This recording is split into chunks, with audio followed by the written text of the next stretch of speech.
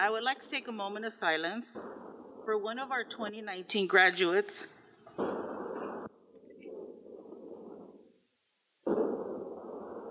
from Centennial High School, Private First Class Brian Juan Carlos Valterra. He was serving our country in the United States Marines. Could you please bow your heads for a minute?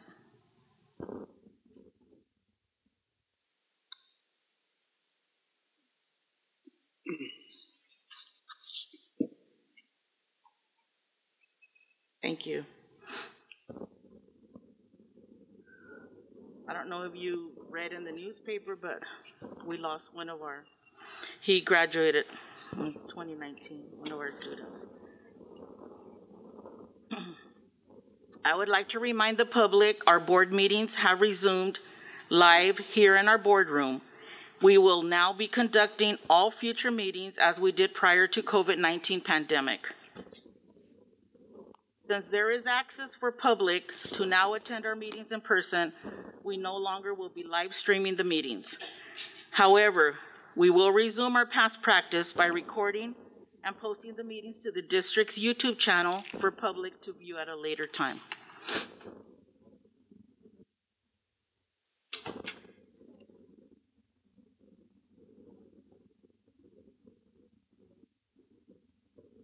Okay.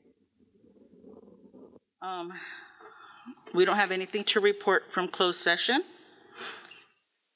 so we will start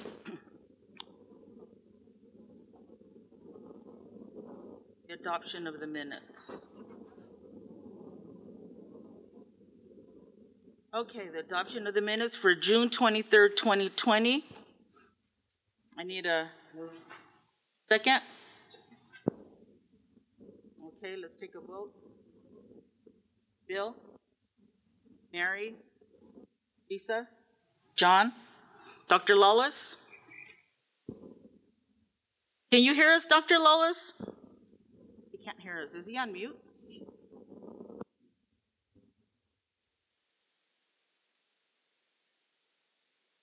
Okay, Dr. Lawless, we are,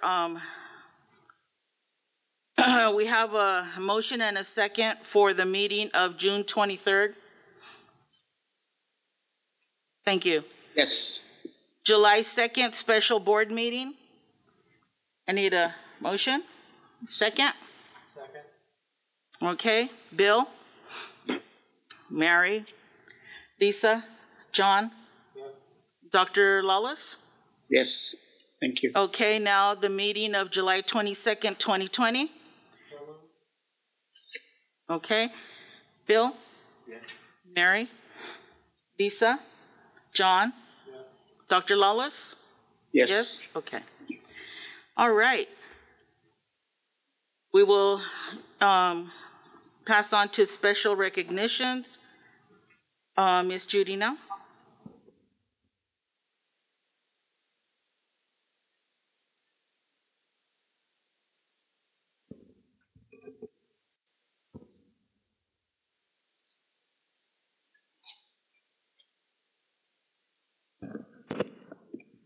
Good evening, Madam President.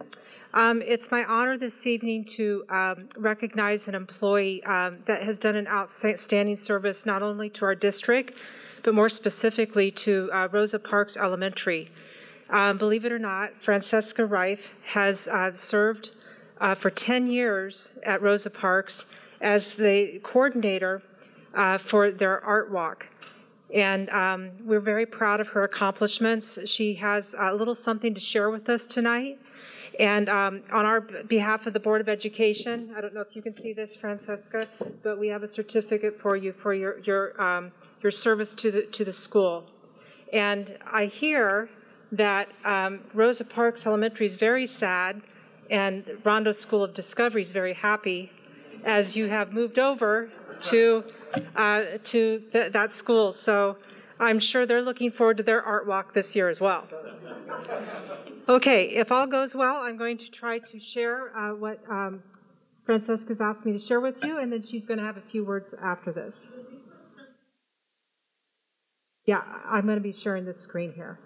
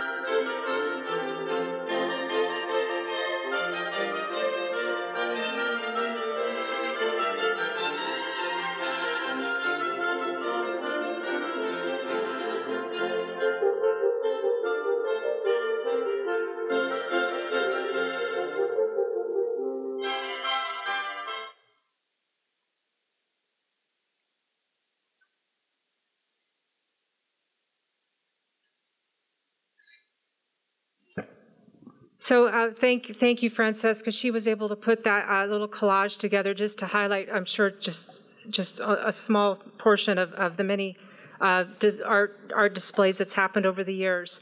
And so at this time, I would like Francesca to say a few words, if you could, please. Of course. Thank you so much for this wonderful recognition. I really appreciate it. The Rosa Parks Art Walk is just a wonderful school and community event. And over the course of 3 months, every school or every student, TK through 6th grade, creates wonderful works of art that we display throughout the entire school. And this is over 1,700 pieces of art. And on a very special Friday evening in June, we invite all our school families, friends, and community leaders to come and stroll the hallways, look at all the students' amazing achievements. And in addition to the amazing art, we have performances by the Corona Symphony Orchestra. And there are a ton of fun activities like free art lessons from elementary art stars, Chinese calligraphy lessons, and beaded bracelet making. And in addition to being a wonderful family night out, it's also a fundraiser for art programs and supplies for our school. So we typically have over 1,000 people attend, and the 2019 Art Walk was our biggest and best event ever, with over 1,300 people showing up. And a few weeks after last year's event, I began thinking of ways to make the 2020 Art Walk even more special to our school and community. I decided to contact Eastville artist Rosemary Vasquez Tuthill and asked her if she'd be interested in creating a portrait of civil rights hero Rosa Parks and donating it to our school where it could inspire generations of students, teachers, and staff. And she agreed, and we had the dedication ceremony a few weeks ago. And I hope that anyone who visits Rosa Parks Elementary School gets a chance to see it hanging. It's really amazing. So thanks again for recognizing the Rosa Parks Art Walk.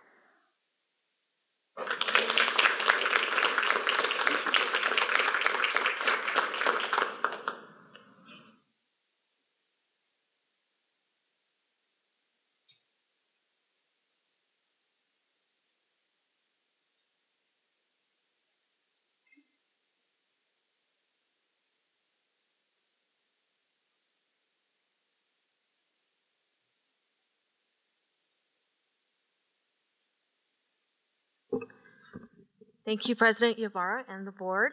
We are very happy this evening to give you an update on the traditional remote learning experience that started July 6th with our year-round schools in the Eastville community.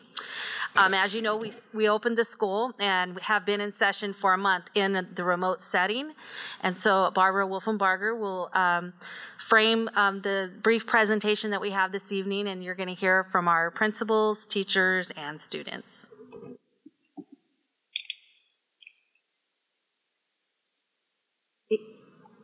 Good evening. Thank you so much, President Ibarra and board, for the opportunity to share with you the wonderful work that's going on in our Eastvale schools. And as Dr. Simon mentioned a few seconds ago, we've been in the remote setting for about a month. With us, I'd like to share with you who our representatives are this evening. We have Ryan Garcia, who's from Reagan. Of course, we have Michelle Deerish. She's our Eastvale principal. We have Trevor Dietrich, Rondo School of Discovery, and finally Erica Jensen, who is the principal at Harada. We have other extra special guests with us, and so we have Mrs. Avila over here. She's a DLI parent, and she's brought two of her beautiful daughters with her, Juliet and Violet. With maybe some questions a little bit later for our young ones. And finally, we have Samantha Pulino, who is a teacher at Reagan. And so with that, I'm going to turn the presentation over to Michelle. I would ask you, the presentation's not more than 10 minutes. If you could hold your questions until after the presentation, it would help them to get the flow better. Thank you.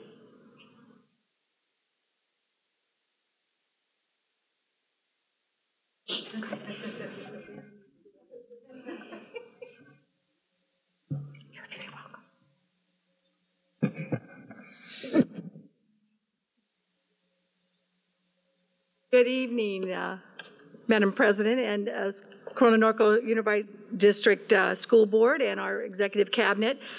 My year-round school colleagues and myself have been collaborating minute by minute, hour by hour for the last 4 or 5 weeks. And we've all held virtual pin nights. Again, this is going to be a growth mindset experience for not only us, but for all of our traditional schools that are coming up. So I kind of want to explain what it looks like for us and especially for me at Eastville Elementary. I wanted to give our teachers autonomy to decide how they wanted to do this night.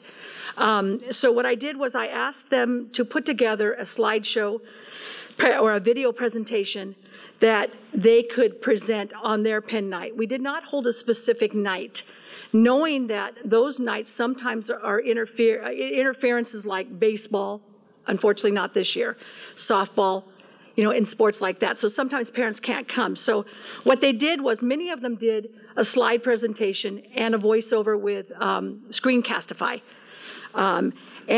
Or they just did a video and they presented it at a Zoom meeting. Some teachers did 2 meetings to make sure that all parents were involved. I actually did one myself, and I highlighted what a student's responsibilities were, what teacher responsibility, and what parent responsibilities, and what were the expectations. Because this has been a long process trying to figure it all out. I wanted to spell it out as to what the expectations were during remote learning. So all of these are on our website, and this is a slide of our 6th grade. So if you go to our website and you look at the academic instruction, you can look up any grade level and all of our teachers. We've recently added our virtual teachers to that. They've also done slide presentations. They're welcome to do Zoom meetings with their students, but anyone can go on there and look at it. My principal's message is actually on my website. Feel free to go ahead and use it. We also put a syllabus next to their names and supply list, so that as you see, Miss Leach, 6th grade A-Track has a supply list, a pen presentation, and a syllabus. So everything's up there.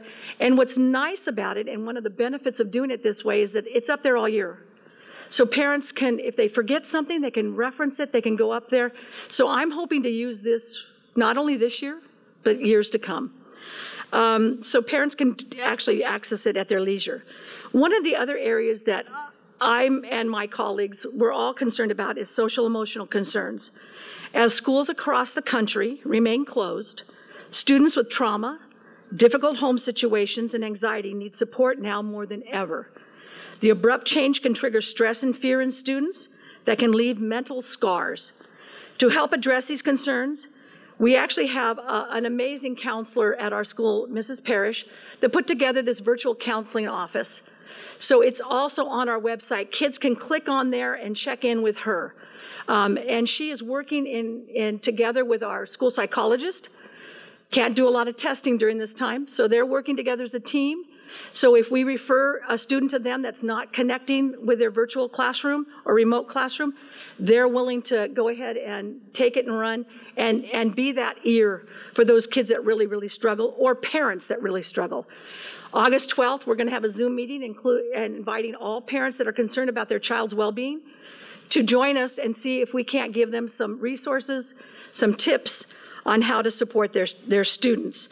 As you can see in here, she has a virtual calming room, so they'll be able to click on that and get some tips on how to calm themselves down. She's done a lot of SEL lessons, social emotional lessons, that our teachers have added to their Google Classrooms. So she has been doing an amazing job. So we hope to see a lot of our parents there August 12th. Our district communication department has put together a beautiful video using teachers and parents from our schools, our year-round schools, to help represent and capture what remote learning looks like at our schools. And here it is.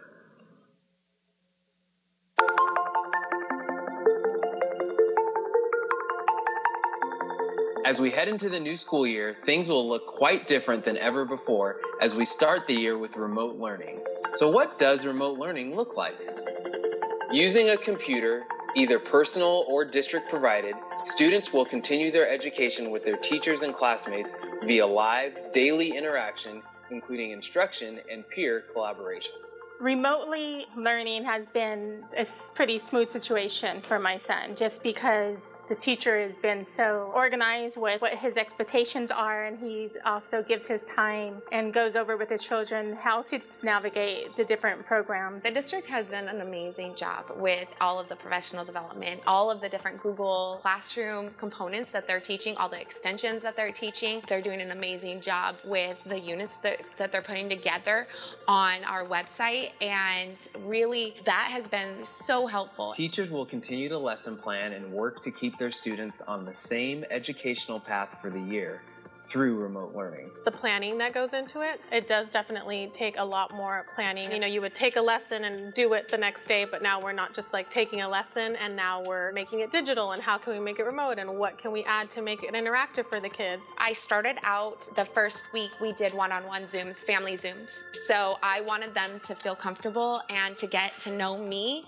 one-on-one. So I did a 20-minute Zoom with every single one of my families. That way they were able to ask those questions that they had concerns about. Communication is so much different. I mean, we're all using our own unique communication tool. I use Remind. My parents have been very, very open to communication through that text message app, and we've done a lot of our discussions and a lot of our questions have been through that. It's just nice that I have these applications where if I do have a question or a concern, I can just, text him or email him. It's very scary, coming into a new school, a new grade, a new everything remotely. So that was key.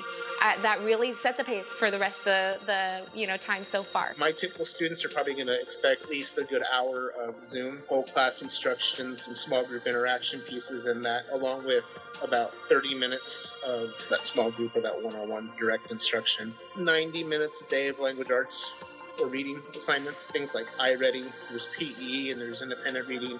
So they end up working for around 4 hours a day. I really just miss seeing their smiles every day, being able to be together and have that interaction, laugh together, spend, productive struggles in the classroom together. The best part is being able to observe my son and not really having to do much with him to help him. He's really learned how to navigate the computer. Like in the beginning, it was hard for me to figure it out, but over time I got used to it and it became my new normal. I've been impressed and I'm happy that this is also teaching him how to learn more about technology. I learned how to go to different websites, email documents or upload documents, and copy and paste. Once you learned it, it makes a lot of things easier. I look forward to being able to see the kids in person again and them just even walking through the door. I'm just looking forward to that. I love what I do,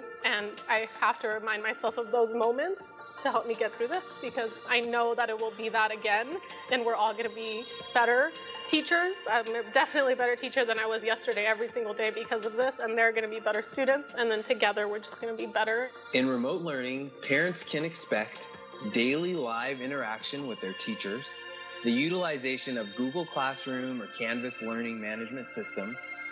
Work will be graded, and attendance and participation will be monitored and tracked. At CNUSD, we strive to provide the best possible education for our students while supporting our parents and staff. Through this pandemic and into the future, let's learn and grow together.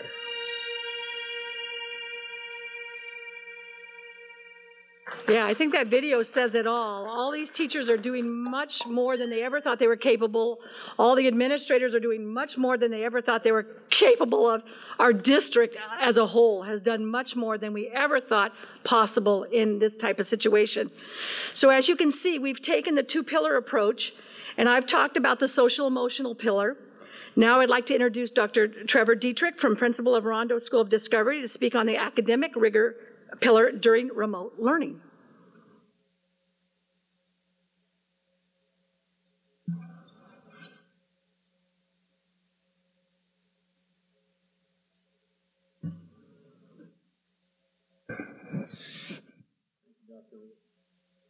I just need you to know I'm smiling under here.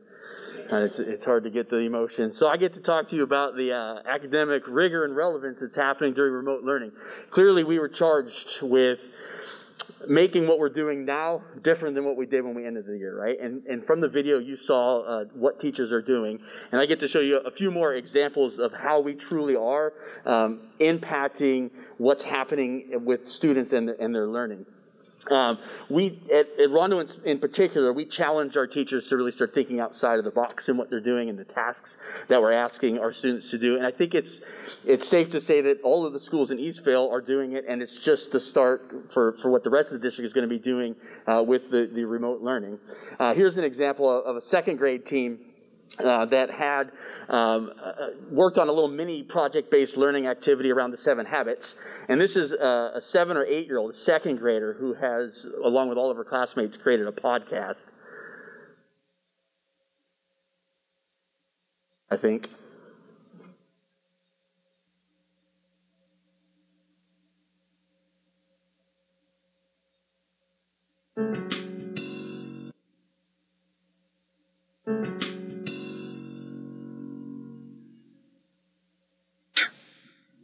Hello, my name is Sophia, and I'm in 2nd grade.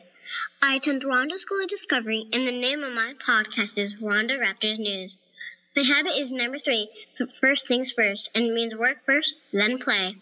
I've tried habit 3 is remote learning by getting ready for school early in the morning. Another way I've tried habit 3 is by doing my schoolwork before I do anything else. Now, that's just the end product. That's the podcast goes on a little bit. The end product of a lot of work that went into it, the students writing and planning out what the podcast is going to be, editing and making improvements and so forth. We use other applications that augment what we're doing on the Google Classroom. Things like Flipgrid you may have heard of, where teachers can record videos of instruction that students can watch then asynchronously at their own time. So a lot of times, especially with the youngers, if parents are working, this is an opportunity for them to sit with their kid and learn in the evenings. And then the student gets to then record a video to send back to the teacher for feedback. This is a kindergartner, 5-year-old, talking about geometry. I know this is a square because it has 4 sides and 4 vertices. And I know this is a circle because it has no vertices and it's round. And it's made out of Play-Doh. And I know this is a triangle because it has, because it's have 3 sides and 3 vertices. All right, thank you, Annie. Mm-hmm. If you don't remember, a vertice is the corner. Okay, just a quick lesson there. Good job. We have our 4th grade is designing now a PBL that they're going to be starting with the guiding question of how can we design a state to meet the needs of our citizens.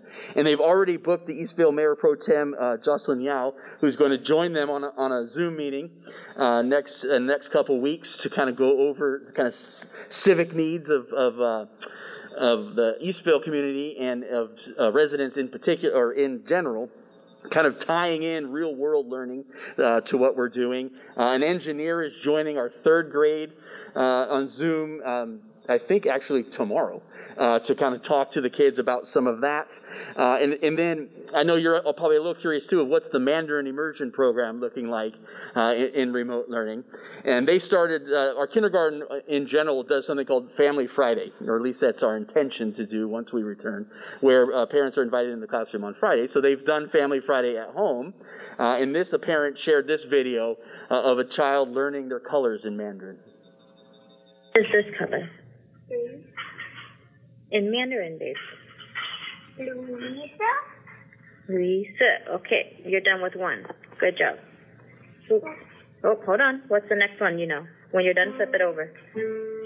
Red. Red is what? Very good.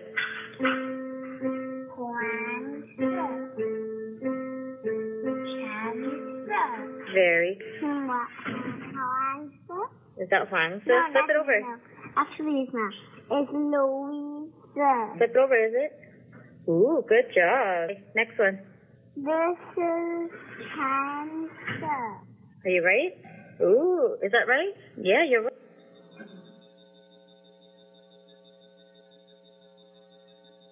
So just a little data, and it's not double sourced, so don't check me on this, but if there's an indication of what we're doing with the community, I've gotten many emails from parents thanking us for what's happening. Not what you might expect. I have not gotten complaints about what's happening at all. And if, like I said, if there's an indication, if you look at the Eastvale schools who have already started with remote learning, our numbers that chose the virtual program are about half of the district average because they've seen what we're doing and that's what they want. So the rigor is there. So thank you for your time tonight.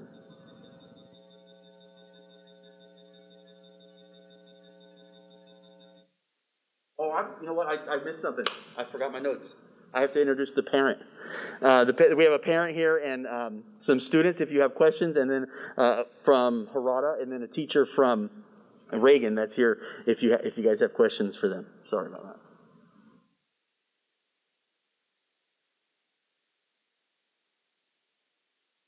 That was racing.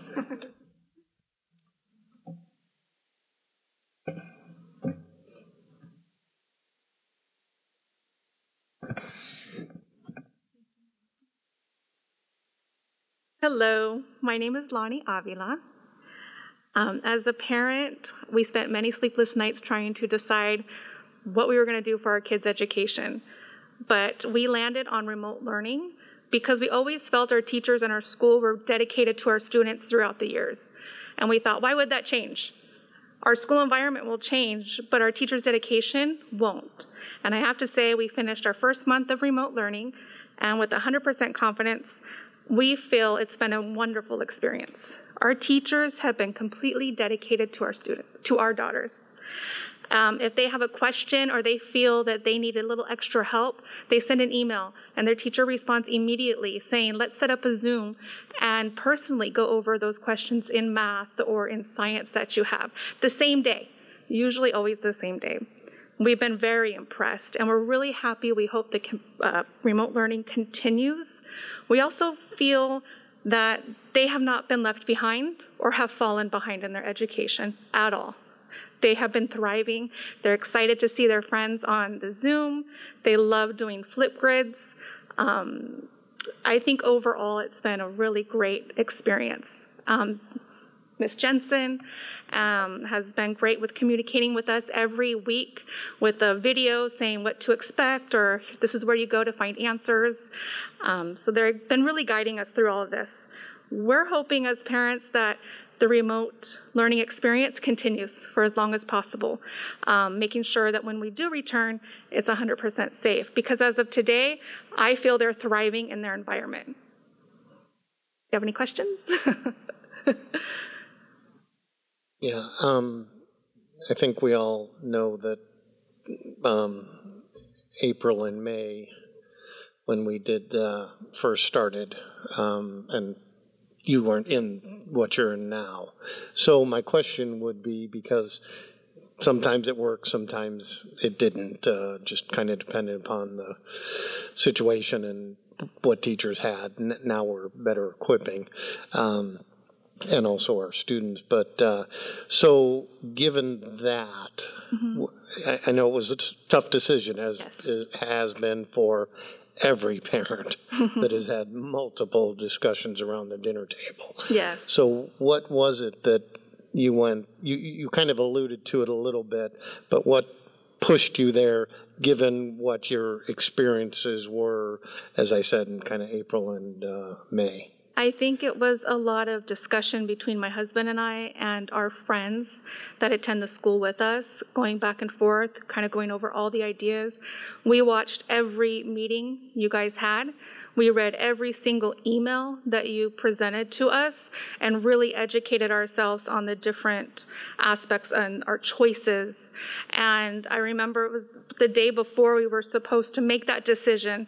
I think it was Saturday. And I just thought, our teachers throughout the year since kinder, and my daughters are now entering 3rd and 5th grade, have been so dedicated to their education, going above and beyond every single year. And I just thought to myself, that's not going to change. I know that they're dedicated to our daughters, and we've seen them on campus for years. And I just thought remote learning is the way to go. And I have a feeling it's going to be great. And the first day, we're nervous because we don't know what that's going to look like. But from the first day moving on, it has been every single day a great experience. They set up their daily lessons, so when they wake up in the morning, they know exactly what they need to do. It keeps them on track, and they are able to finish their assignments every single day. And I think for us, we were right in our decision, if that answers your question. Yeah, no, that's perfect. Thank you. Yeah. Appreciate that. I have a. Did I hear right? Are you DL? Yes, dual immersion program. We're in the dual immersion program. So how is that part going remotely? What are you seeing? I know it's only been a month, but I was very nervous about that because I don't speak Spanish. I hardly understand it. My girls are completely fluent in it because they've been in the program since kindergarten. My husband does speak Spanish, but he has a full-time job. So trying to get through the day was something I was very worried about. I have not had to struggle with Spanish personally in helping them at all. Their teachers explain everything very clearly. In fact, Juliet's teacher, her 5th grade teacher, even sent me an email recently saying, if she's struggling, let me know. Let me help her. Let me guide her so that she's getting the right instructions instead of me trying to Google, how do I say this and that when it might not be correct. So she has really taken it upon herself to continue their Spanish education. I know Rosetta Stone was, I believe, purchased, and they've been using that, and that's been a really great program for them. We've been enjoying that. But the teachers conduct their whole lesson in Spanish, so they're not missing that Spanish aspect, really. You're welcome. Good evening. So on a regular day, what would a day look like? Would they be getting up like at 8 o'clock and then they'd be finished by 3 o'clock? Or can you... That's a good question. Right. My older daughter loves to be up early. She's up, dressed, ready to go, sits at her laptop, starts her day early. She has a 9:30 Zoom, and they go over language arts at that time. They spend about an hour on it, and then when they finish, she does her language arts lesson. After that, it's usually a science lesson and then PE, and they love PE time. Then they have their lunch, and she starts another Zoom at 1 o'clock, and that's the math lesson, and that averages between 30 and 45 minutes. When she finishes her math lesson, she goes directly into the assignment. She finishes the assignment around 2:30, and then about 2:30 to 3 is anything left over that she needs to do. If it was iReady or special reading or a Zoom with her teacher because she had some questions, that's when it would be set up. My other daughter in 3rd grade, she likes to sleep in. So she'll start her day later. Her Zoom isn't till noon. So she has, wakes up, starts her work, gets prepared at noon. Her teacher just reached out to us this week and let us know that she'll be adding a second Zoom with smaller groups each day to personally meet with them to see how they're doing and see how their peers are doing. Put them in groups of 4 to 5 so that they have an opportunity to communicate with each other and tell each other how they feel about the book they're reading or the assignments that they're doing. So that will start this week, so she'll have 2 as well. But I like that they're kind of able to choose a little bit based on their Zoom time.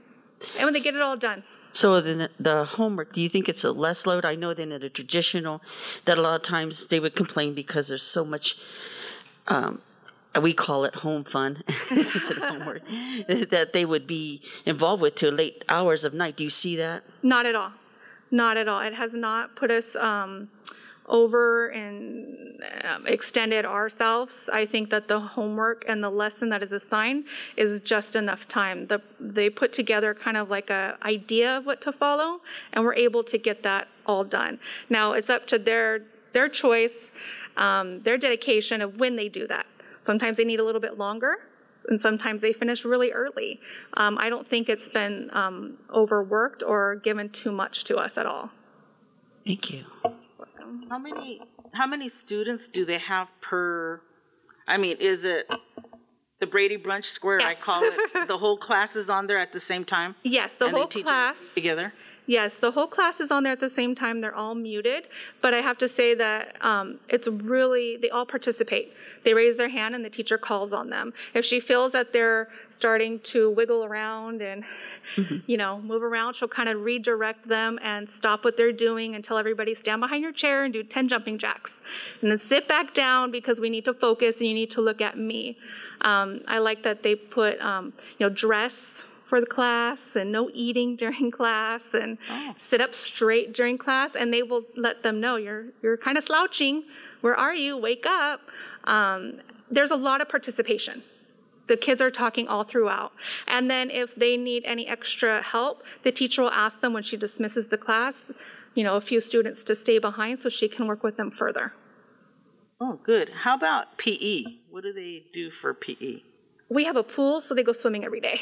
Oh, okay. I was gonna say, like you said, jumping jacks. She had the whole class do jumping jacks. Yeah, so we do it on your own then. We do it on our own, but we do have to log it every single day and sign it. And we just turned in all of our paperwork yesterday, as far as their iReady every day what they did. We have to sign it as parents. We take a picture and we submit it, and it's the same for their PE log. And their teacher will let us know we need to work on this or that. They really do look at it. Yeah, it's been a great experience. So this is more personal for your family, but so two children, maybe 4 different Zoom times.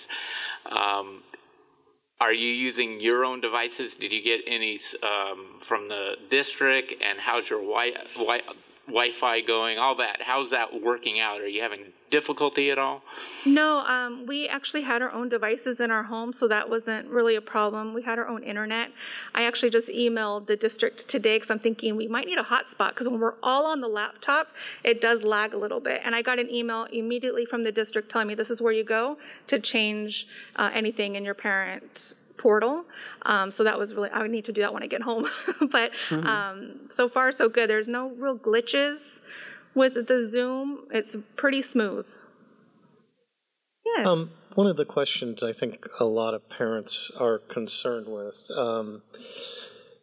is now they're going to have to be the teacher. And you kind of touched on this a little bit. So your daughters are doing their work. How much, where are you when they're on their calls? If you could maybe lay out the day a little bit, because like I said, that seems to be a question we're getting a lot from parents there. Like, we're not teachers. Right. Teachers are teachers. And that is a profession. We aren't in that profession. So if you could maybe walk through your day with both your girls, how you handle that. Yes, it's very different from distance learning. Distance learning, I was definitely their teacher during that time. Our teachers were great, but I really needed to interact with them. So that was our major concern for us with remote learning. With my 5th grader, I don't interact at all during her day. She does it completely on her own, and the teacher prefers it that way so she can gauge where she's at. And I've actually helped her with some math. And I let the teacher know, I helped her with a few questions. And she said, oh, just please let her turn it in the way it is.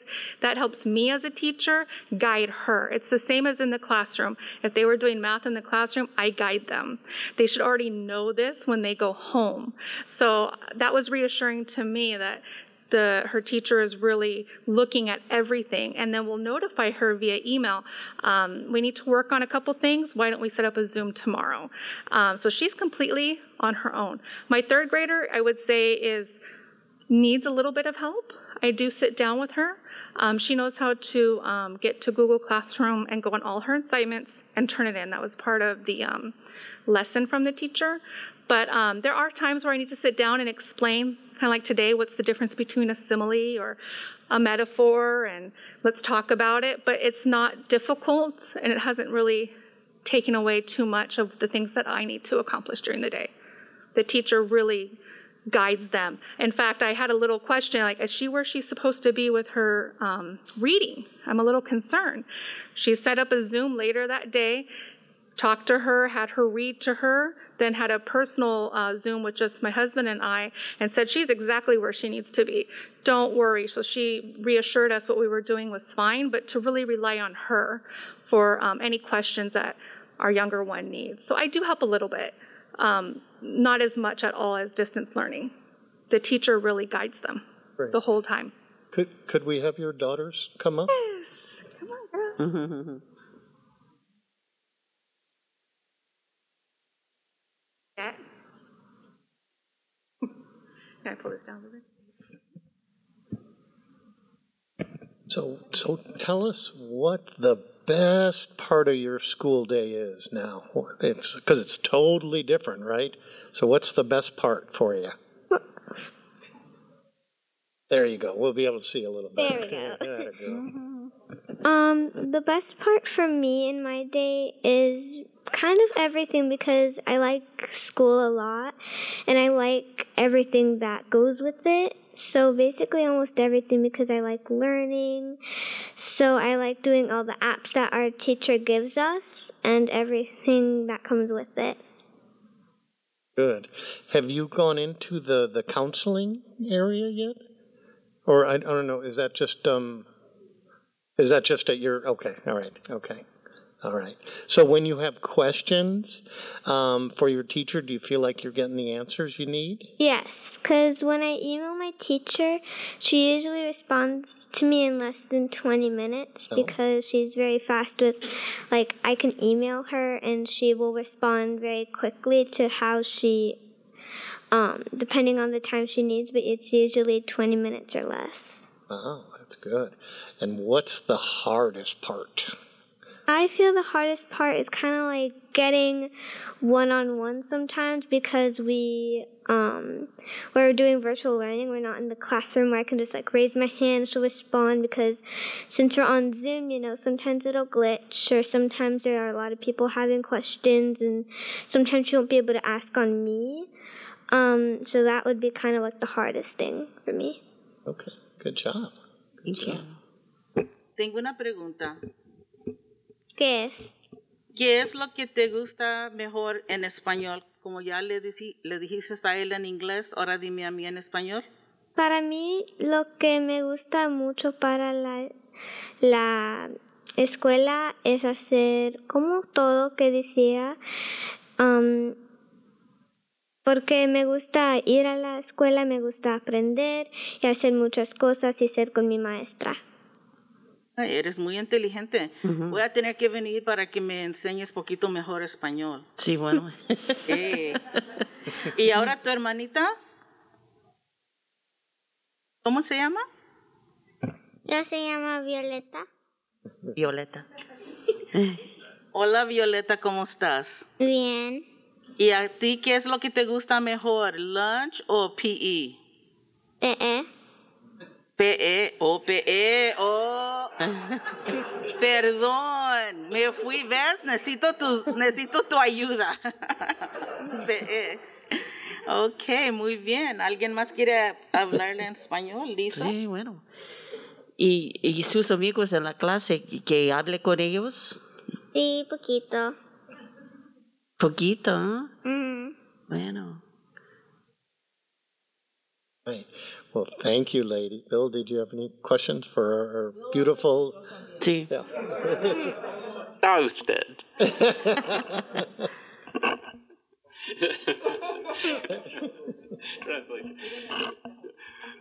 Thank you very much. I really appreciate hearing your input because it's so important. Because you two are the ones who are really going through this. I know our teachers, our administrators, our parents, but it's so important to hear from you guys. And so if there was one thing that we could improve, one thing to make it better, what would it be? That we can see each other more often. Dr. Lawless, do you have any questions? You're muted. He's muted. I'm just so happy to hear that you're enjoying the remote learning, because that should be it. With remote learning, there should be lively interaction on a daily basis, and it sounds like the mother and the kids are enjoying the experience. So it's good.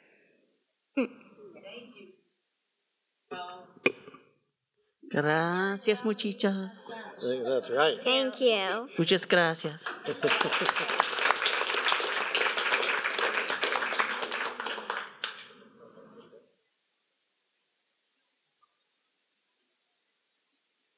Mm-hmm.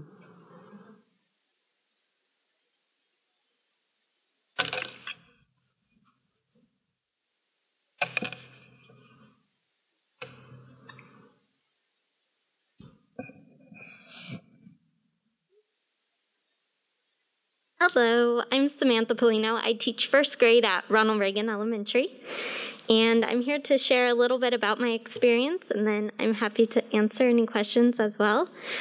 As it has been a completely different experience from how we ended the year with distance learning, but remote learning has been an overall very positive experience. I think it's made us all better teachers.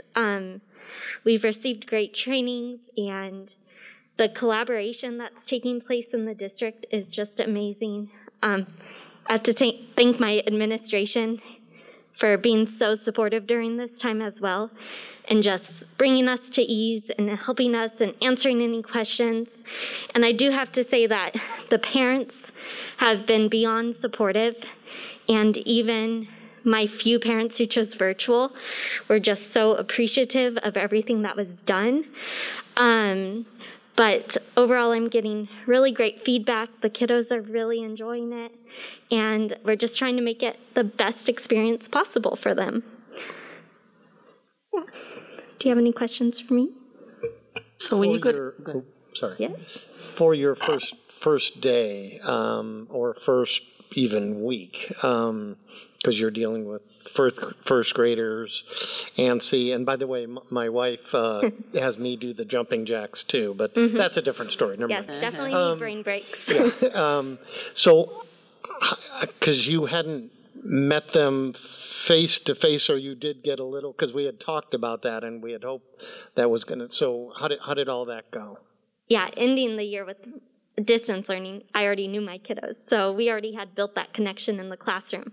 So it was definitely different trying to find a different way to connect with our families.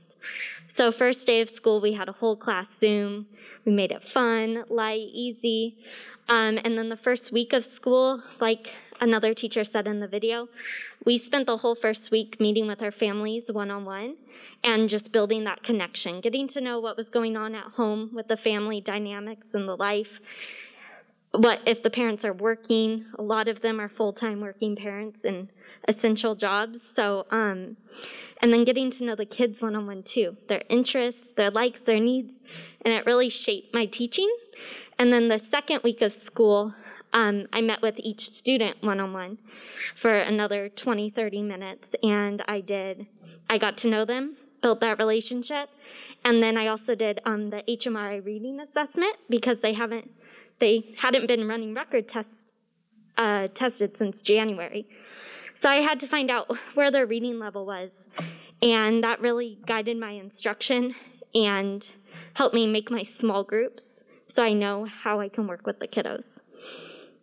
Great, thank you. So now that you're at the sites, do you make a specialized time after you meet with your students to work with your colleagues to build lessons, or have you divided up the work so that now, I know it's extremely hard to do both virtual learning as well as in the class in person. So how are you guys working with that one? Yes, there has definitely been a lot of collaboration with myself and with teachers at other school sites as well. One of my best friends works at Rondo, so we've been really working together in designing all the lessons. It's kind of like one of those group projects from back in high school and college where everyone has a job and they bring it to the table, but everyone does their work because we're all professionals. So we have someone in charge of gathering videos off YouTube and converting it to a safe YouTube link for these kiddos so there's no ads. We have someone finding children's books, picture books to go with the lessons. Myself and my friend, we're actually the ones making our curriculum digital, and we're making these activities drag and drop, setting it as backgrounds, just making it very interactive and friendly for the kiddos. And then we How we teach on there is we make the slides with the lessons and we record our voice over it. Sometimes we put our face on there too so they can see us over Loom. But we do all our teaching on there and make it as friendly as possible for students to then complete their assignments independently. Do you try to synchronize as much as you can? Yes. Correct. Yes. Perfect. I have a couple of questions. Do you have everything that you need to create a robust classroom? The technology, programs, all that. Have you had to go out and beyond and get your own things? And then second, I'm going to ask the same question that I asked Violet and Julia. If there was one thing we can do either different or better or improve, what would that one thing be? Okay, yeah. As far as curriculum, we do have access to everything that the district provides. iReady is wonderful because it's designated right at the student's level. So that's the best intervention source for us when we can't meet independently with these kids. Benchmark is accessible for that English language component and the ELD program with Benchmark. And we personally use Benchmark as our foundation, and then we add in the NGSS science standards and our social studies standards within the unit to make sure there's a social studies or science lesson each week for the students to follow. I can say we do use TPT quite a bit to get some additional resources to make it more engaging for the kiddos. And really, we only go outside for like we go to Brain Pop Junior, so we can share those educational videos with them. Thank you for providing ESGI for us this year. That is a great way to share our screen and assess our students remotely, so we appreciate that. One thing to make it better, not quite. I really feel very supported. There's been a lot of changes in the beginning, just being the year-round guinea pigs. And since the governor's law didn't go into effect until 2 weeks ago, so we started our first 2 weeks doing it our way kind of, and now there's new guidelines in place.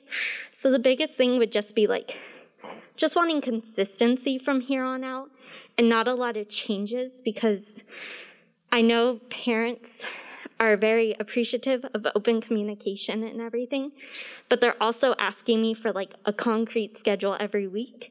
And it has tweaked a little bit every week, because at first I was doing one-on-ones, then I was going to do small groups, but now we were told we should have a whole group opportunity every day. So I have had to change my schedule quite a bit, so they're just asking for consistency so they can work around their work schedule. So. Yeah.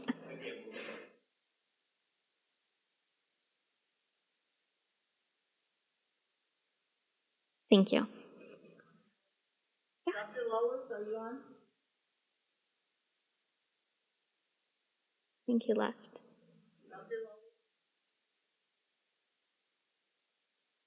Yeah, so I'm glad to hear that again. She's a happy teacher doing the remote. I have a couple of questions. One, before you do this remote learning, do you consider yourself well-versed on technology support instruction? Thankfully, yes. I do have a technology background, so it was very easy for me to grasp it and understand it. I have had other teacher colleagues who have struggled with it, but in every school site there seems to be someone who's very familiar with technology and able to help. So I know we've all been reaching out to each other and sharing things we find, we're finding oh, you hold down the space bar and you can unmute yourself. Just little tips and tricks here and there. But we are definitely, all the teachers are working together, supporting one another. And we're working with our families at home as well that aren't don't have that technology-friendly mindset. So that's very important, because I'm one of those who's not techie, who's not really into technology before the pandemic, and so I was the one trying to ask for help. Yes. And I'm glad that you're available for your colleagues to help them. The other question I have is, do you allow students to show their faces when you're teaching them? Do you allow them to, at the university, it's hard to reinforce. So sometimes I allow them to, with no faces or show their faces. What about in the elementary? Do you allow them to be seen all the time? Yes, they are allowed to show their faces on Zoom the whole time. Sometimes, depending on how many kiddos are in the Zoom, we have to go to the next screen to see everyone. But we can look at everyone. They can all participate and talk to one another. I usually give them an opportunity during the whole group Zoom to unmute themselves and kind of chat a little bit. And then I mute them all for the actual instruction piece, and then I unmute, or they actually unmute themselves when they have something to share, and everyone is still participating. I will say it is a lot easier in small groups, because then, like she was saying, she wished she had more one-on-one time with her teacher. There's definitely that opportunity when I only have 5 students on Zoom, to have that one-on-one with them and make those personal connections. So I do enjoy small groups more, but during whole group, they do have opportunities to share, talk to one another, see each other, and yes. So when you started, what grade do you teach? First grade. First grade? Yes. Now, most of your students, did they have the technology ability, or did you have to spend quite a bit of time telling them what you were going to use and how to use it? Yes, I had to show a lot of them since Google Classroom wasn't the mandatory platform during distance learning.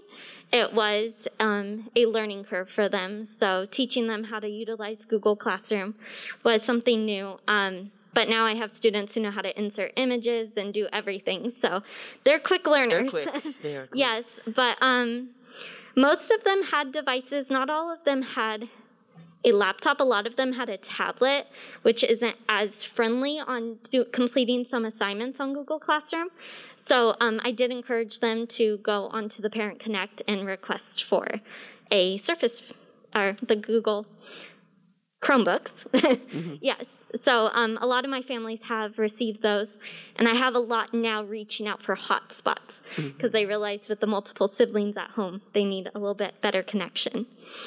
Right. How about one more question, Mary, for the teacher? So with your experience, how long have you been teaching? This is my 6th year teaching first grade at Reagan. So would you say that the way you conduct the in-person teaching is similar to the way you conduct your technology support instruction? Absent, only the computer, right? But the way, the process of you do your teaching in person is almost similar to the way you conduct your teaching online. Yes, it's definitely different, but it's still, I think, from hearing from my parents as well, it's still effective. So what I've done is what I would say in the classroom, I've just recorded my voice on those slides, so that way they can hear me teaching and what I would be saying, the examples and connections I would be making in that lesson. So it is very similar, and I think it is still rigorous because we're still using the same curriculum, and we're still providing the same opportunity. The same assignments I would do in class, I'm just tweaking to be online. The same lessons I taught in class, I'm just tweaking to record my voiceover on most of them, just because not everyone has the opportunity to be on Zoom at the same time, and 6-year-olds on Zoom at the same time isn't the best method all the time. But parents have been giving me great feedback and really appreciate the voiceovers. So when they're like, I didn't have to teach them. They were just able to click the little speaker and press play and hear you teaching them. And they listen to you better than they listen to me. So they really were very appreciative of it. So I think it is similar. Thank you. You're welcome. So it doesn't sound like you had a whole lot of parents that were struggling with the tech side, but it sounds like maybe you had a few. Mm-hmm. How did you walk them through? open communication. I use Class Dojo for communication, and parents can translate messages and everything on there. So that has been the easiest way of communication. And basically, whenever they're struggling, like even today, a parent has had some questions and just like, "Can you call me?" And I'm like, "Sure." So I just picked up my phone and called her, because sometimes that's just the easiest way. I had a parent who didn't know how to use Google Classroom, so we met on Zoom, and I had them share their screen so I could walk them through it and show them how to do it. So there's definitely ways to help our parents who are having tech issues. So, and anytime I don't know how to do it, I can always ask our help at CNUSD as well.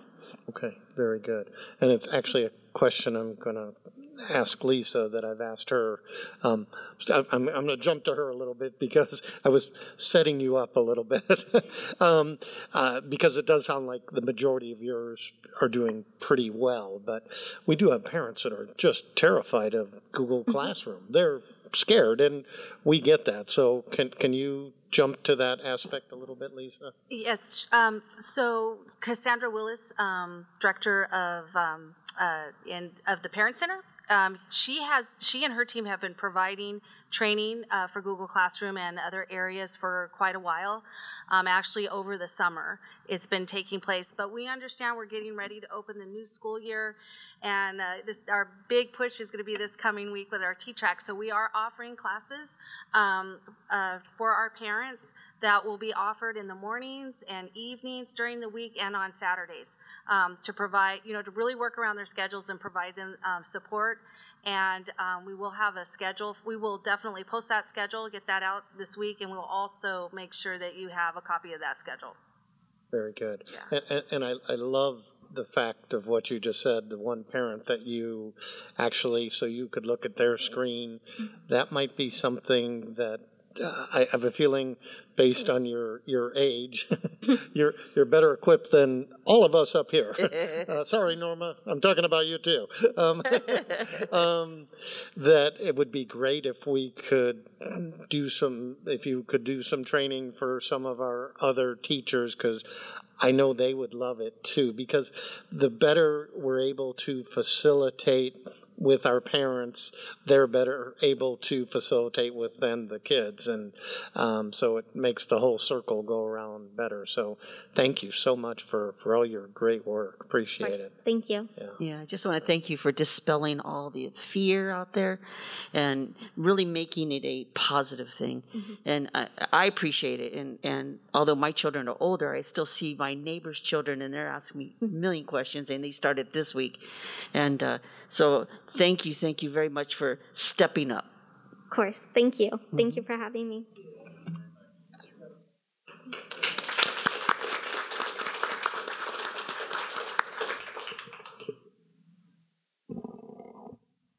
Okay, so that is our presentation, and I'm just so proud of our teachers and students and families, our administrators, the entire year-round schools in the Eastvale community. It's just done a phenomenal job, and thank you so much, everyone. Before all of our administrators leave, and teachers, all of you from Eastvale, I would love for us to stand up. You can do it too, Dr. Lois, but these guys, you've worked your tails off, so we need to say a big thank you.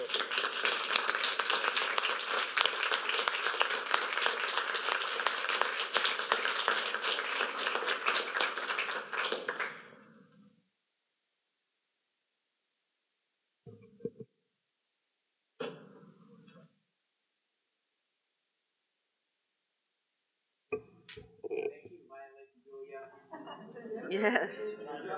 Muchas gracias. Buenas noches. Okay, we will move on to the superintendent's report. Dr. Lin. Thank you, Madam President. Well, with this presentation, I'm kind of speechless, to tell you the truth. But I would like to first of all say thank you to everyone here. And we went through some trying times, that's for sure. And but we persevere. And today is a great testimonial of some of the good things that are also happening. And Lisa, like you said, Ms. Matakin, when you had mentioned that the whole notion of dispelling rumors.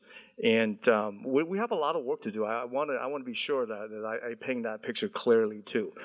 You're hearing some good experiences. We're happy about that, and it gives a lot of hope. But understand we have a lot more to do. We have 46 more schools that's going to open on the 11th of August. And I don't anticipate, nor do I expect, realistically, what you hear today, it's going to happen ubiquitously, because it won't. That's why we continue to work very, very diligently.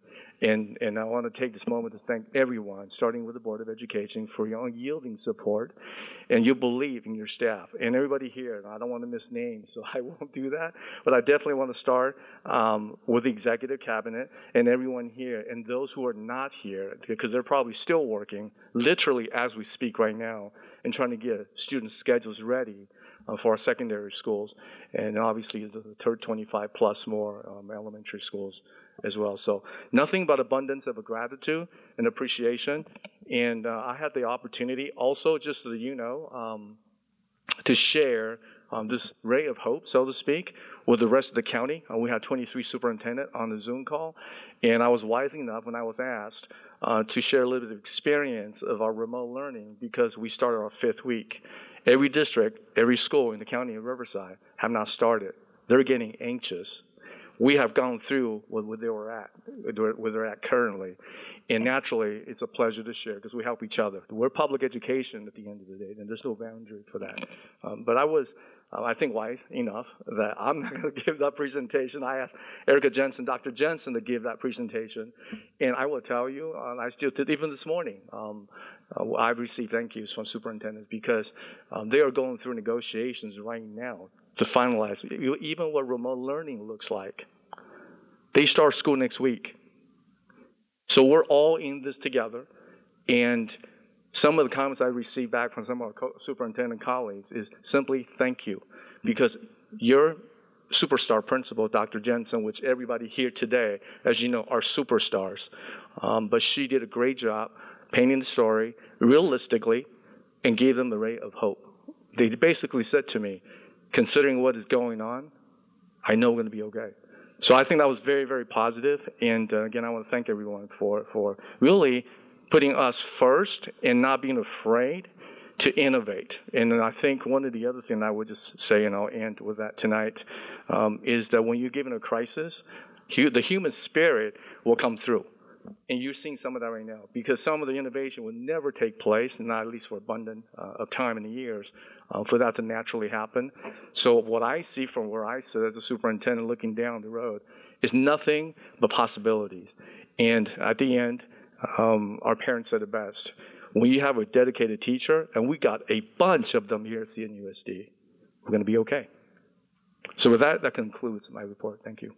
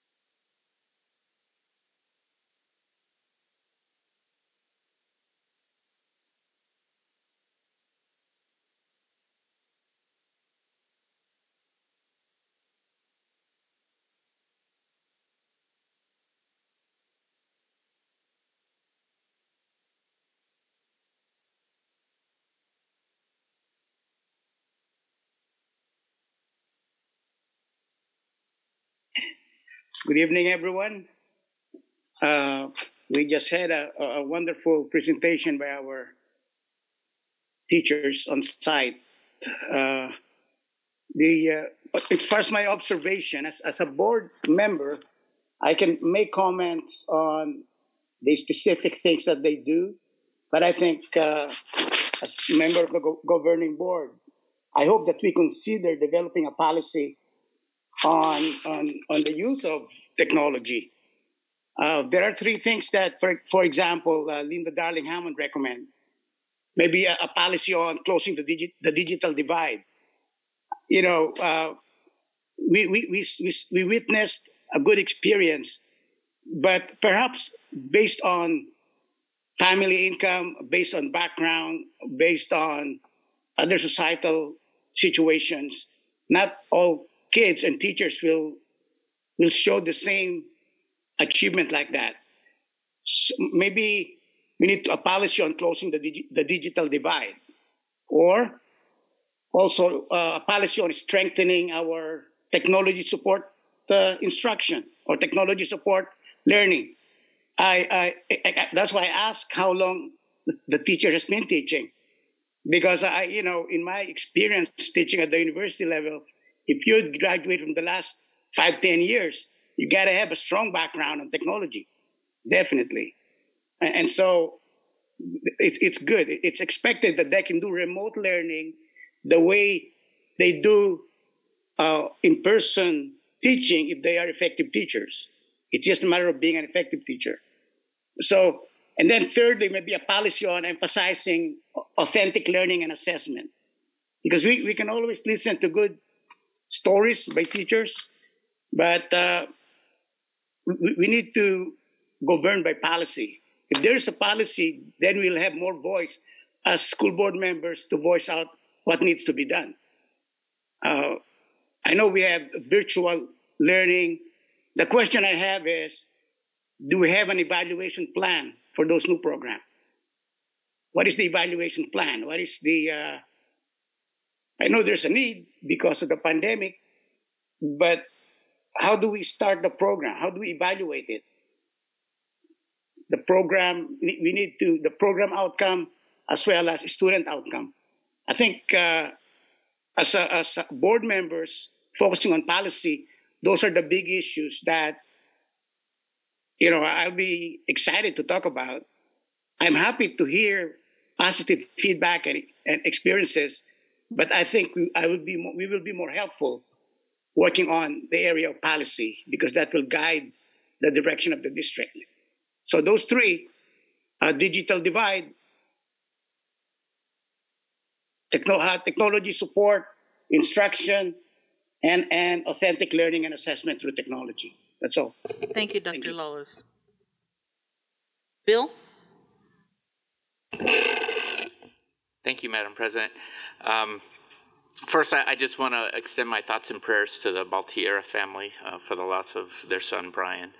Temescal Valley resident, member of the cross-country team and avid Centennial. So our thoughts and prayers to his family during this difficult time.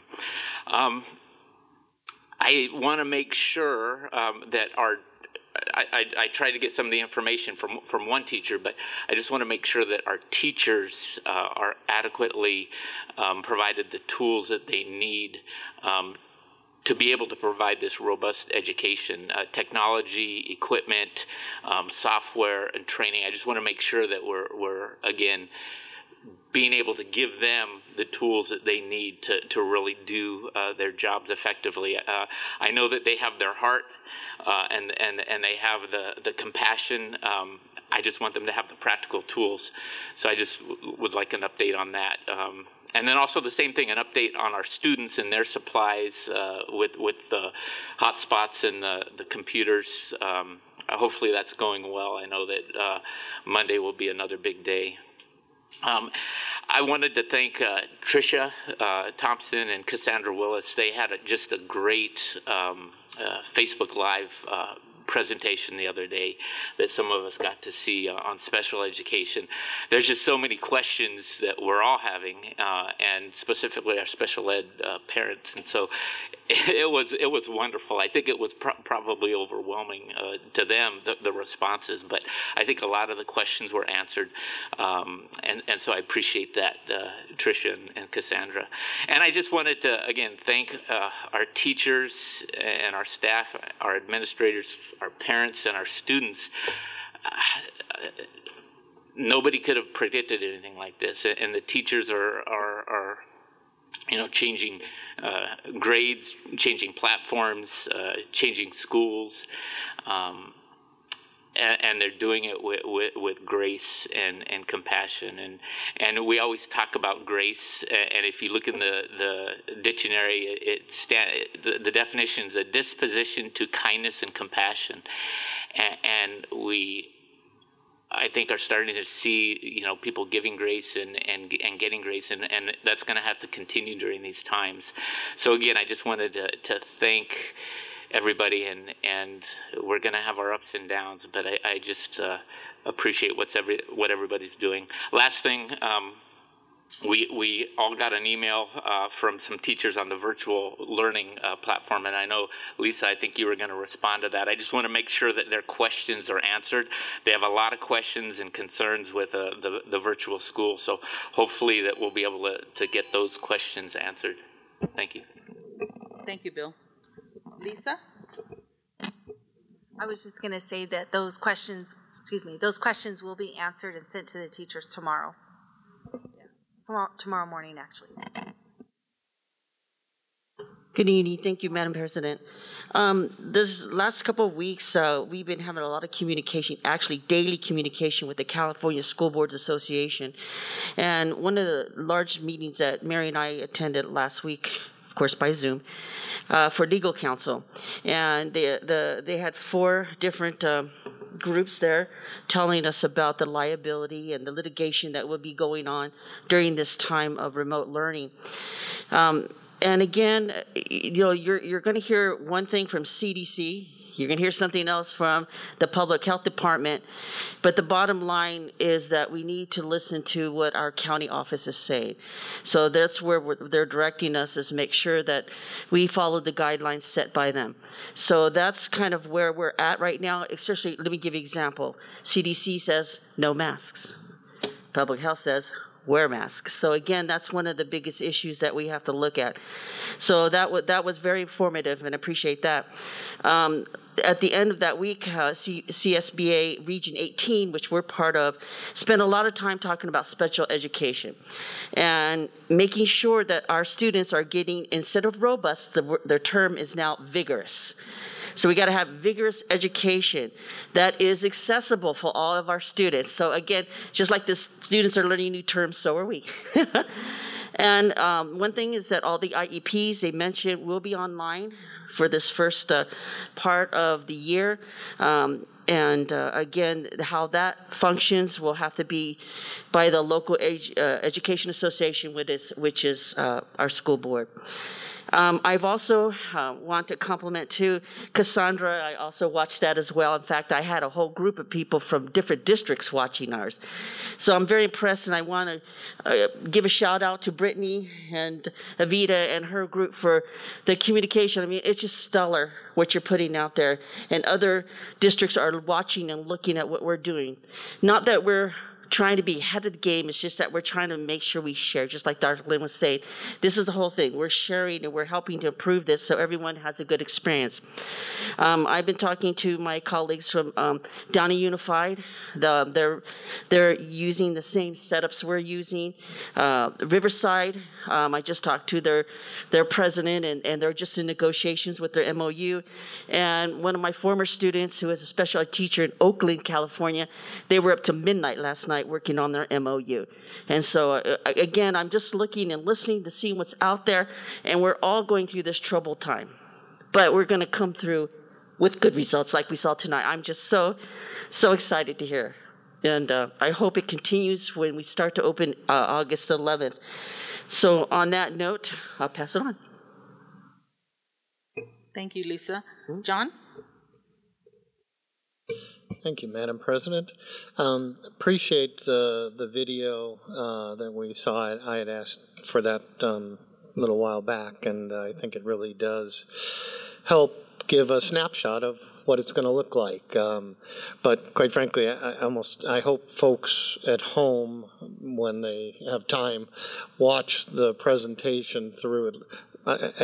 After our part's done, I don't care, but the presentation that we had, I thought was very helpful, and I think will answer a lot of parents and kids' questions as well. So once again, Lisa, thank you for doing more for the Google Classroom for parents. I know we've been doing it all summer. It's just people have a tendency sometimes to wait, and we're here. So we're going to have to ramp that up.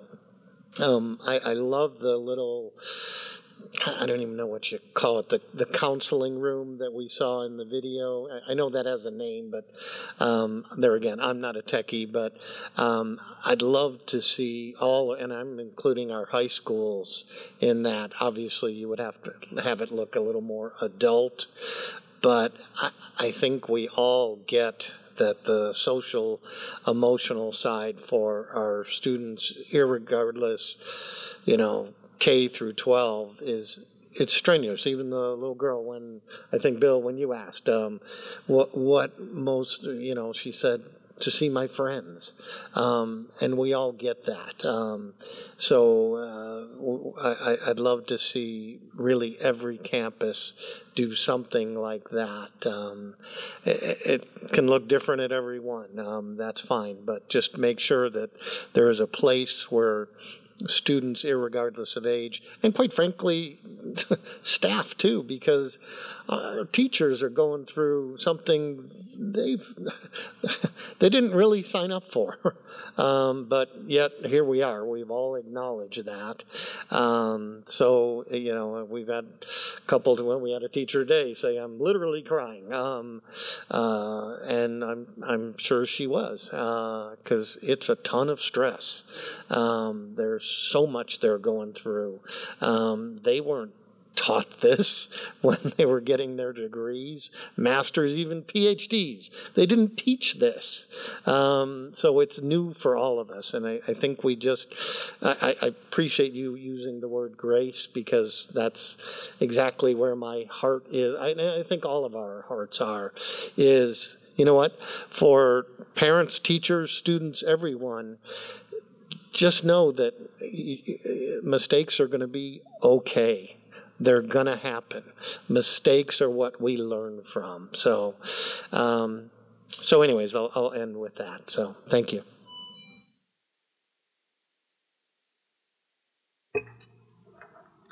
Okay. Well, I also would like to thank Mrs. Tricia Thompson and Mrs. Willis for the Parent Center. I learned a lot that day, because we get lots of questions every day. And I was like, oh, I got to write that down. I got to write that down, that answer. So it was very, very helpful. Also, Corona High School in Rainey, I got to listen to their Zoom with their parents, question and answer, which I was just like scrolling through Facebook and I saw it, so I stopped to listen. And it was really good. Corona High had close to 400 parents on their Zoom. So that was very good to hear. I want to thank our communication office also for that wonderful video. I know you keep hearing it over and over, but I just want you to know that it was a great idea. Very, very good idea of John. He says he's the one that did it, so we'll give him the credit today. But I was sharing with CABE. I'm connected to a lot of different groups. CABE is California Association of Bilingual Education. I'm on the state board. And I shared it with our CEO, and she shared it with, it's all over California. This is how Corona Norco's doing it, and everybody just loved it, so they keep reaching out to me going, could you send it to me? Because she sent it to 50 people, and it's kind of like, we need it again. And I send it out to a lot of board members up north in San Diego and Brawley, Calexico. They love it. They said, oh, we're going to do something like this. So I mean, if you see those little twins on there, you'll know it's ours, But sharing is caring, right? So it's good. We need to share with other people. Also, I'd like to thank our teachers who are teaching other teachers right now. I keep seeing that over and over and over. Our teachers are reaching out. The techie teachers, which I am not techie, like Dr. Lawless said, not at all. I know how to do Zoom now, but they are really helping these other teachers, and they're on Facebook going, hey, if you need help, I'm 3rd grade, I'm 4th grade, and they're joining each other. And that's good. That's very good, because now you don't feel so alone out there. So that is the end of my report, and we will now go on to CNTA.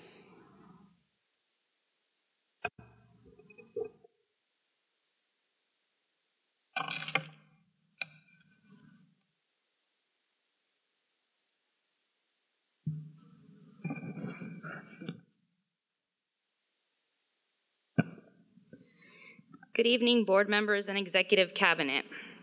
This evening, we have seen some of the successes of our year-round schools A, C, and D track remote learning. Thankfully, a decision was made for these tracks. Students started in their places, educators' staffing assignments held firmly, and we are so proud of how they have worked to reach and teach the students assigned to them. For B track and traditional, I am here to share the struggles CNUSD teachers are facing as the 2021 school year begins. Over 300 teachers received reassignments through transfers and displacements at the end of last week and over the weekend. Many of these teachers started school on Monday with just a few hours of training. Some were without access to students through their digital platform, and all were trying to make the very best of the last-minute changes and rollout. Next week, the rest of our educators will begin facing the same obstacles. Parents and students will have varying degrees of success and struggle despite the extreme efforts and commitments of their educators.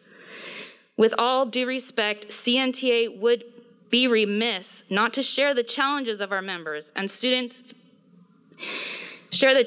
our members and students face due to CNUSD's late decision making. Because we failed to act early, we have ensured that a difficult start of a school in a COVID environment will be that much more difficult. Educators will need patience, understanding, and they will need the district to be accountable for the decisions that ensured we would begin the year unprepared and for teaching and learning. Educators' hearts are breaking district-wide as they are unable to thrive and welcome students in a personal, caring manner that they have year after year. Even today, students were shifting programs and classes after they had started the B-Track year. It is our hope that if you receive concerns, CNUSD and our board will explain to our community that it was the decisions made slowly that set this all in motion. Educators are working as hard as they can to provide their best to students despite feeling that they have been set up to fail. CNTA is so very proud of their willingness to continue to make the best they can of the weeks ahead, because we know how valuable the education we provide to our students is. Thank you for your consideration and anticipated support of our educators in what may prove to be the hardest year in their careers. Thank you very much. Do we have anybody here from CSCA? No. Okay. Public comment? Chief? Thank you, Madam President. At this point in our agenda, we invite the public to address the board. Please limit remarks to 3 minutes or less. Comments will be timed. I remind the audience that this is a public session of the board and not a meeting of the public. Although the board will not respond to speakers directly, either during public comment or after the meeting, staff members may contact or follow up with written communication. And we have one public comment this evening, and it comes from John Scrofano.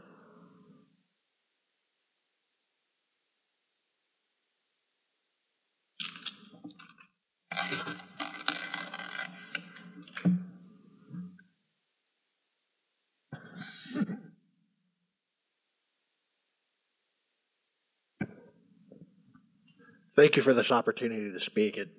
It's refreshing as a parent to see how much work has gone into this. But I'm very, very concerned. I have a senior at Norco High School, and board member Zikafus, there is no room for error with the seniors. They're either prepared for college at the end of the year or they're not. There's no makeup. There's no extra, well, we'll pick it up next year. And I'm hoping that there's an intervention plan where it fails, because you cannot sit here and believe every teacher is going to get it right.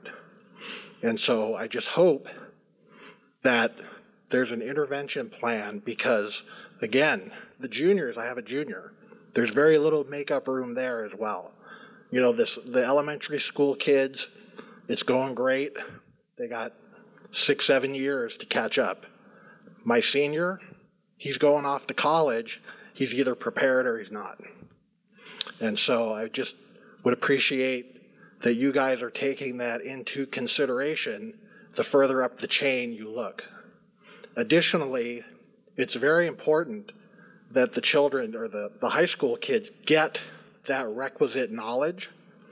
And I've heard 45-minute classes, some instruction, some group work, whatever.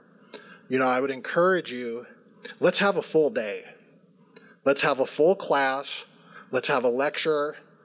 You know, make it like regular class. At some point, they're going to be back in class.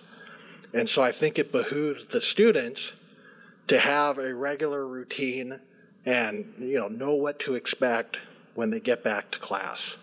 And again, I appreciate the time and appreciate the effort that you guys have put into this. Thank you.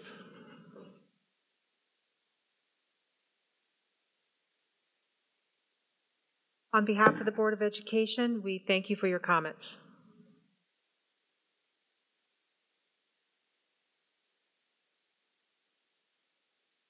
We will now move on to the consent items.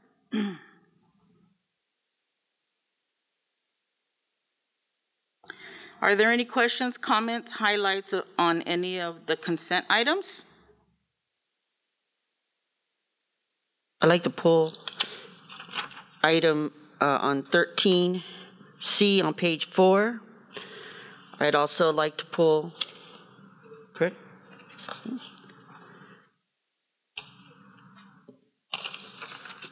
Hold on one second. E on page 6.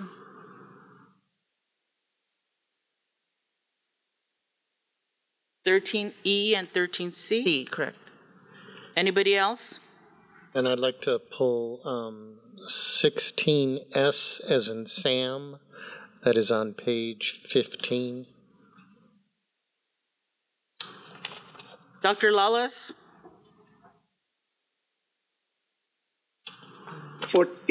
14C. Bill? No? Okay. Okay.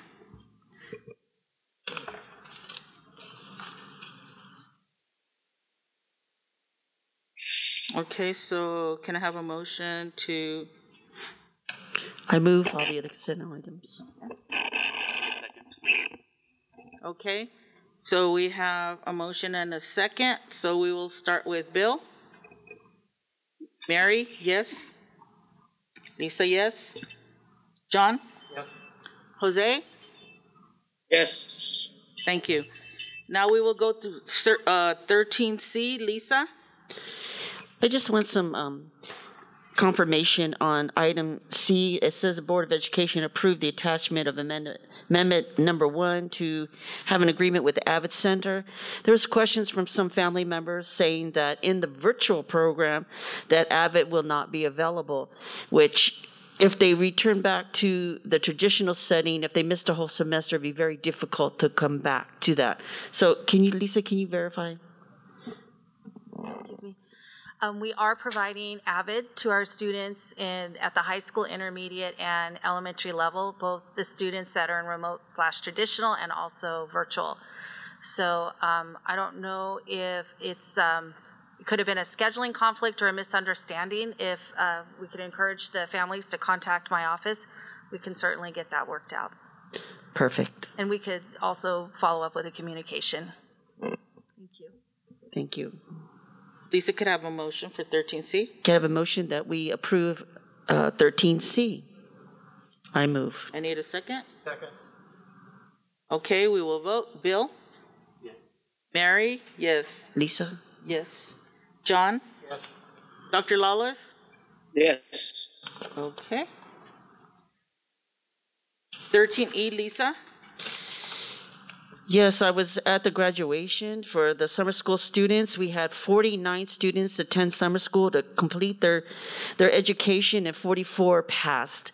What a wonderful, wonderful experience to have more students get their high school diploma. It's so important during this time. So I have a question that we probably want to think about perhaps later, with the point that we had made a policy change on the number of units because of the crises. We want to make sure, like the gentleman said today, that our kids get what they need to go to college. So we want to make sure that the colleges approve what we have and that it's robust enough so the kids can do well in college. So we'll talk about the units unless you want to mention it now, or Ms. Rosa. I was going to say that what we can do is gather some research and come back with some data sharing and have a discussion about it, if Okay. that would be suitable. Good. Okay, thank you. Okay, Oh. Lisa, I need a motion. I motion to move 13E. Need a second? Okay, we will vote. John? Yes. I look at Bill and I say John. Lisa? Yes. Mary? Bill? Jose, Dr. Lawless? Yes. Okay. Dr. Lawless, 14C?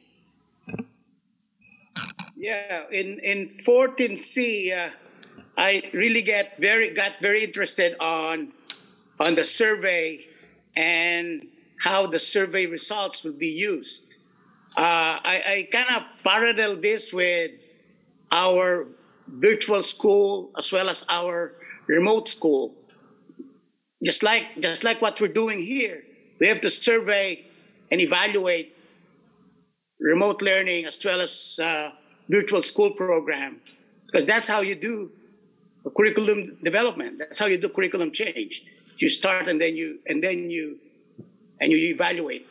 So on this particular one, it's very interesting that we're surveying the school climate, student engagement, and communication, right?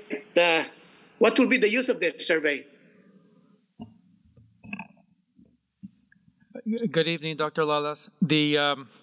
I'm glad you pulled 14C. So the Panorama Survey, as you said, it's a social-emotional target social-emotional. This is our fourth year that we've been doing the survey, and we survey fourth grade students, seventh grade, and eighth grade students. And this is part of a core collaborative that we have with other large urban districts in the state of California. And this survey is done. We've had the window between October and January.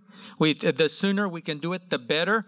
To answer your question specifically, the data received from this survey is extensive. The question is very deep. In fact, what I'll do is I'll share it with the Board of Education at the next Friday mailer, so you can take a look at those questions.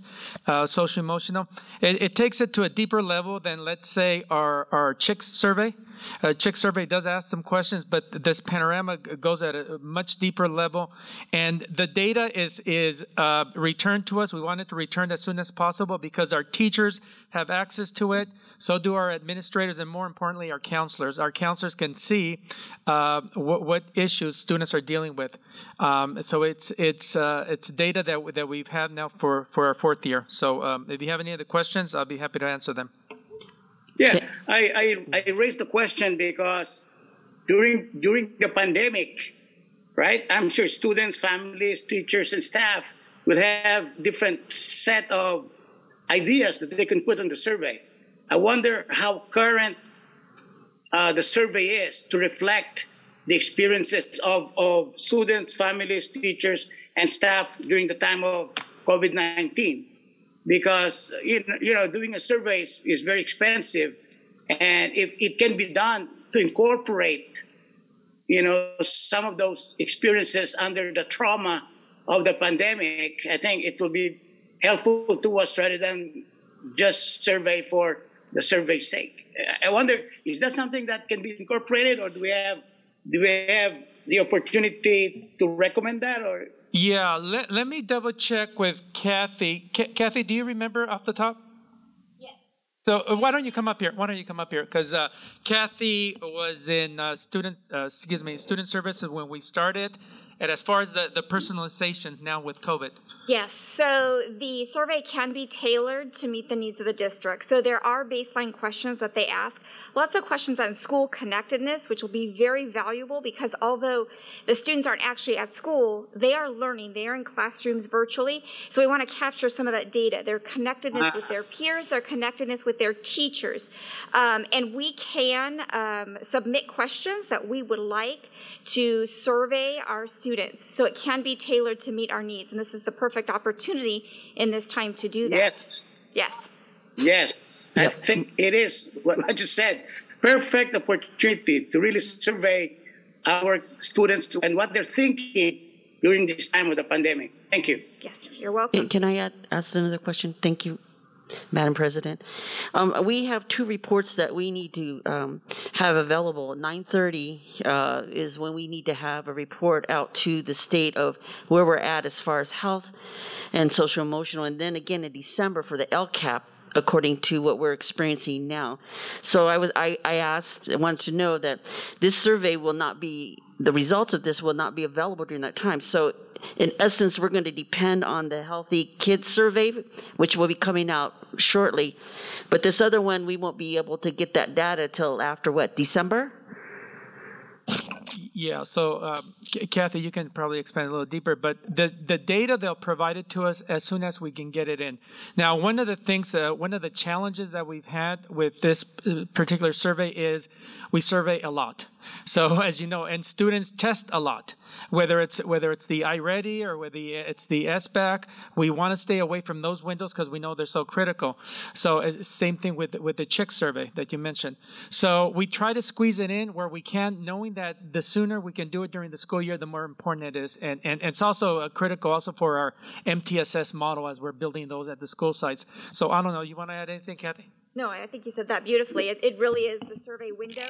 And so we typically have the window open for about 4 weeks so that students are able to, and especially if there are multiple tracks that we're surveying, we want to capture as much data as we can. But the turnaround to get the data back is fairly quickly once we have all students that have taken the survey. So they can have it back to us within just a few weeks. So the teachers will not be giving this out. It'll be through the district that will be passing this out, correct? Through the homes? Dr. Benrostro, did Kathy said that we can tailor some questions related to our needs? Yeah, Sam, that is Sam, correct. I can jump in if you want me to.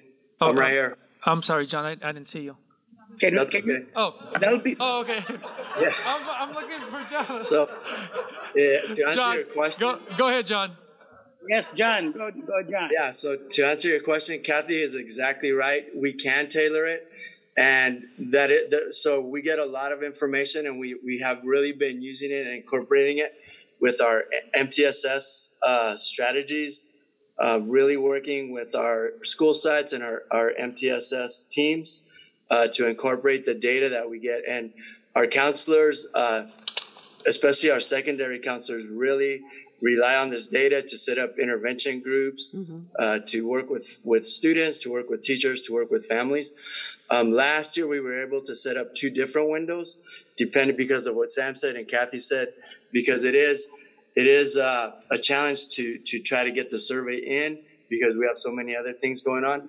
But the company is really good, and they work with us to set up the windows and get the data back quickly.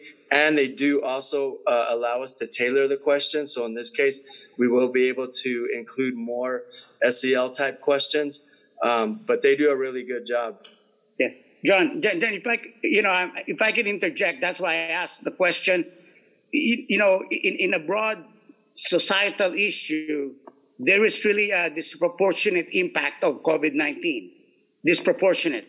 More African American and Latinos and people of color have been affected by COVID-19 disproportionately. I wonder if that's in the mindset of our teachers, families, students, teachers, depending on their social identities or cultural identities. And that's why it's exciting to tailor it to that particular era of pandemic. It's not just going to be a common survey that we normally do, but inject some of those information related to COVID-19 will be impactful and more useful, I believe. Yeah. So we'll work with our teams, with Mark Pfeiffer and all of the MTSS teams that we have out there, and we'll work with the company as well, with Panorama, and they have been very, very helpful and very open to what we suggest and kind of taking our lead. But I agree with you. I think you're right. Thank you, sir. Thank you. Thank you. Yes, and the data can be disaggregated, so you can look at the various subgroups. Thank you. Welcome. Thank you. Lisa, did we get your question? I'm sorry. Yeah, he did. He just talked about if we would get it within ample time to get this data that we need to report out to the state as far as our job. So, yes. All right. So, Madam President, I would like to move for acceptance of this item. Second.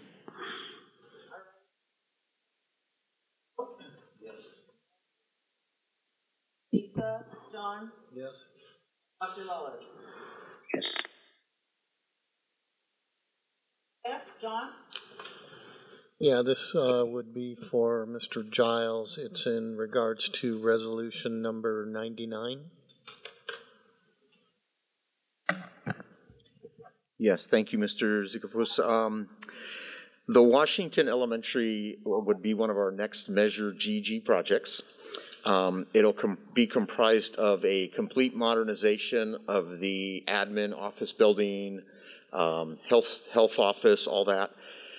But the big part of this is the addition of a whole new wing of kindergarten classrooms with new playground, new play equipment. Be very nice. When we originally designed this within the last year, we've been working about a year with the architect on this. Our original thought was to do the kindergarten classrooms as what we would call modular, not brick and mortar, but prefabbed buildings and bring them in. Conditions have changed to where now we feel that it makes more sense to do brick and mortar. And so what we'd like to do is go back to the architect, have them be very small design changes, because we're not changing the layout, we're just changing the type of building, and then rebid it, because we think it makes sense now with the conditions have changed to actually build brick and mortar on this project rather than using modular buildings. So we're asking the board to rescind the award that you did in June. We're going to go back to design and back out to bid, and then bring it back later for an award at a later date. Okay, very good. And what's the time frame, do you think? Well, it's not a big design change, so I'm thinking probably within a couple months we should be able to get back from the architect, and then I'm going to guess, let's see, August. By the end of this year, I think, this calendar year, I think we would bring back a new award for the new design, and I think our timeline will be pretty similar. We were hoping to start summer of next year. I think we'll still be pretty close to doing that. It still keeps us on that, on that exactly. track. Yeah. Okay, very good. All right. Any other questions? No? Okay. All right. Thank you very much. Thank you. I move for item 16S. I need a second. Okay, we will take a vote. Bill? Mary? Lisa? Yes. John? Yes. Dr. Lawless? Yes. All right. So we now, the school board, will go back into closed session. So we will not close our meeting. And our next meeting is August 18, which would be a study session at 6 p.m. Thank you for coming.